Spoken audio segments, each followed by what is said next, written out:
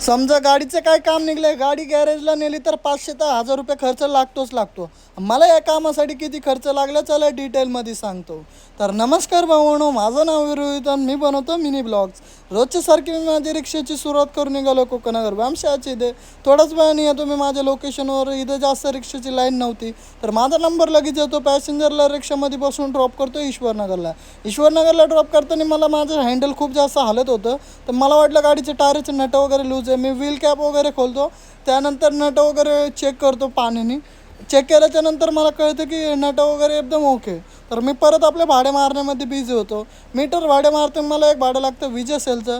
तिथं पॅसेंजरला ड्रॉप करून दुसरं भाडं लागतं एक भांडूप स्टेशनचं. तर पॅसेंजरला भांडूप स्टेशनला ड्रॉप केल्याच्यानंतर मी माझी गाडी चालवत होतो. गाडी चालवताना ऑटोमॅटिक हे काय सीन झालं मला कळणार नाही. स्टार्टिंगला मला वाटलं क्लच वगैरे लूज झालं का, नंतर कळालं भाई क्लच वायर तुटलेले. आता दुसरं काही ऑप्शन नाही. हे जास्त लांब नाही झालं, जस्ट मेट्रो मॉलच्या समोरच झालं. चला गॅरेजला घेऊन जाऊया.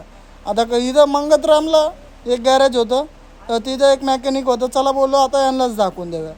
ते बघतात काय प्रॉब्लेम आहे, त्यांना सांगतो भाई मी असा असा प्रॉब्लेम झाला. मग ते काय गिअरची वायर वगैरे आपली क्लचची वायर वगैरे काढतात.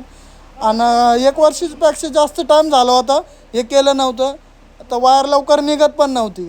तर नंतर वायर वगैरे कशी तरी मग डायरेक्ट पुरा आउटरच चेंज करावं लागलं आणि दुसरं आउटर घेतलं ते टाकायचं आपल्या गाडीमध्ये. मग हे सर्व काम तर भावानं खूप जास्त मुश्किल होतं. जसं जसं बघायला आपल्याला इझी वाटतं करण्याला त्याच्यापेक्षा मुश्किल आहे. टेप वगैरे बांधून मग पाठवून ते खेचून घेतात आणि गाडीचं काम आता ओके झालं आहे. ते काम झाल्याच्यानंतर मी CNG भरवण्यासाठी येतो गॅस स्टेशनवर.